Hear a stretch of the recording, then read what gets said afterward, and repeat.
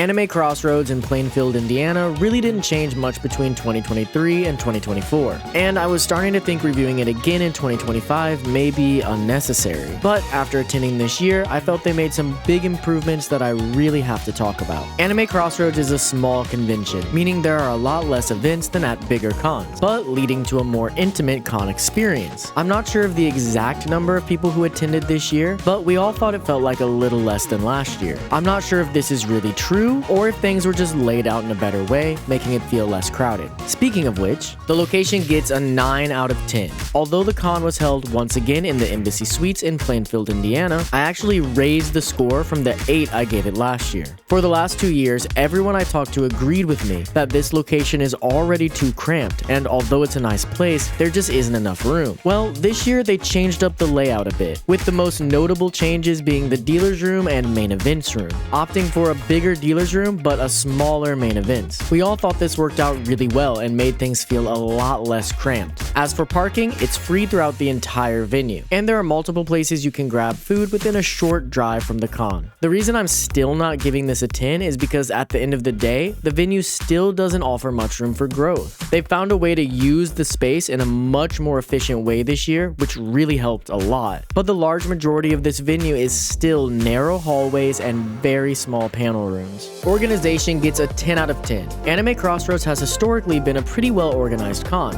and this year was no exception. Actually, I wish I could give it an 11 out of 10, because I really felt the organizers went above and beyond to address basically every issue I'd heard mentioned in past years, and in almost all cases, it seemed to work out. My big complaint last year was that registration seemed to move way too slow, but it seemed to be no problem at all this year. I never personally saw a line that looked like it would take more than 5 minutes to get through, and all my friends were able to just walk straight up to the booth with no wait at all. But I didn't just sit there and watch it all weekend, so you guys let me know your experience in the comments. All in all, everything felt very smooth, on time, and well thought out. I wish I could give more constructive feedback, but honestly, I have no complaints. The dealer's room gets a 10 out of 10. The biggest and most obvious change this year was to the dealer's room. In past years, it was stuffed into a room that was way too small for it. This year, they moved it over just slightly and used the space that was used for the main events to make what I would consider to be the perfect small con dealer's room.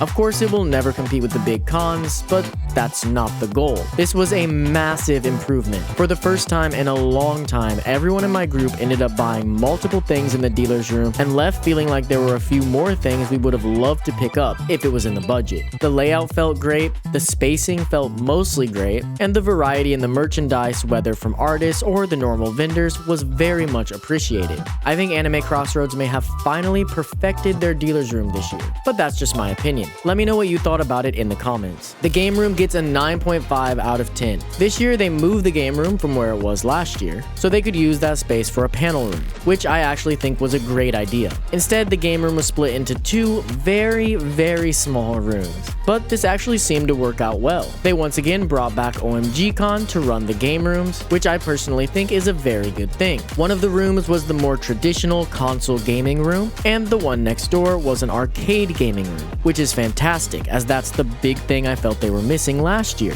Both felt small, but actually still fit the con well. Since it's a pretty small con, I never saw these rooms get too overrun with people, and anytime I wanted to play, there was always something I could hop onto. The size of the rooms does worry me as the con continues to grow, but there isn't really much that can be done about that. And for this year at least, we all thought they were great. I also should quickly mention the tabletop area, which was once again in the same spot as last year. It looked good to me, but this is one area no one in my group really engages with. So if you spent much time there over the weekend, please let us know your experience in the comments below. Main events gets a 9 out of 10. I still think Anime Crossroads has some really fun and really high quality main events happening throughout most of the weekend. Standouts for me were the drag show, the idol fete, and of course the masquerade. Although I'm the only one in my group who was able to see any of the masquerade, as I had a press badge and was able to skip the line. The rest of my group got stuck outside the door because the main events room is just too small. This year, Anime Crossroads made the risky decision to take space from main events in order to increase the size of the dealer's room. This made things difficult for the masquerade, But to be fair, things are always difficult for the Masquerade, and I personally think this was the right choice. I, at the very least, looked in on most of the main events happening throughout the weekend, and even though the room was so much smaller than it was in the past, it didn't really seem to cause too many issues, as long as you're willing to stand for the panel, as pretty much all main events ended up needing people to stand in the back. For me, the real issue with main events this year was the lack of events happening on Sunday. Really, there were like 2 things happening on Sunday. One was the children's cosplay contest, which was really cool, and I'm happy to see Crossroads do, and the other was closing ceremony, which was literally hours later. There may have been something else early in the morning that I'm forgetting, but either way, it was still really empty. Also, I'd still like to see more of a variety of guests at Crossroads. I personally would love to see more musical or industry guests. I, of course, don't know the logistics of that or how hard it is to book someone for an event like this, but if other cons are able to do it, I'm sure Crossroads can too. I mean, they've been running for 15 years.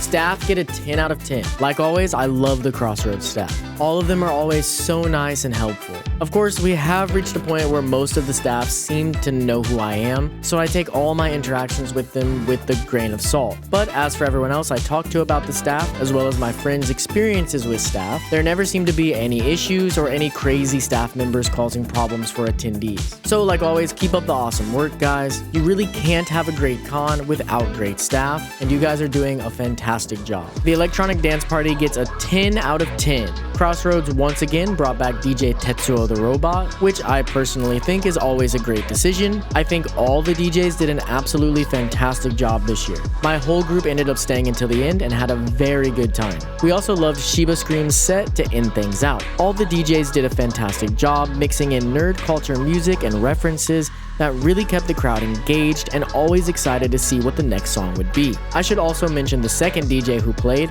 Kato? I'm sorry, I really don't know how to say this name, but it's here on screen. I heard they also did a great job, but sadly I missed most of their set as there was a panel happening at the same time that I really wanted to check out. This is another event that took place in the main events room, but actually, to be honest, I felt like the smaller main events room actually helped the dance party. Everything sounded really nice, even if you moved back from the stage, and the smaller room made it never feel so empty even later in the night when a lot of people had gotten tired and left. All in all, it was a great cherry on top to the end of Saturday. One more thing I'm not rating but want to talk about is the Maid Cafe. I had missed this for the last 2 years, but finally managed to go this year. I've been to a few maid cafes at cons over the years, and I gotta say, I would highly recommend you check this one out if it's something you're into. You have to pay for a ticket in order to attend, but the price gets you ramen, a drink, a choice of bread, and a full box of any of the snacks listed on the menu. I think it was well worth the price. You also play games and watch a performance during your time in the cafe. The maids were all really nice and a lot of fun. Our maid in particular had a lot of energy and was really good at keeping the whole table engaged and entertained throughout the hour-long event. Everyone is entitled to their own opinion, but for me, when it comes to comparing it to other cons of the same size, I really think you absolutely cannot go wrong with Anime Crossroads. At the end of the day, I give Anime Crossroads 2025 a 10 out of 10. I've also given Anime Crossroads the Convention Review's seal of approval in the past, and I still stand by that, of course. I thought for a long time about this score, although I still think some improvements can be made in guest variety and Sunday's main events, and despite my concerns over the small size of the venue, I still think Anime Crossroads has managed to craft the best small con experience I've seen so far. I think this was once again, of course, a step up from last year. I'm very happy to see Crossroads trending in a positive direction year over year, and I'm excited to see as they continue to grow for at least another 15 years. Stay nerdy.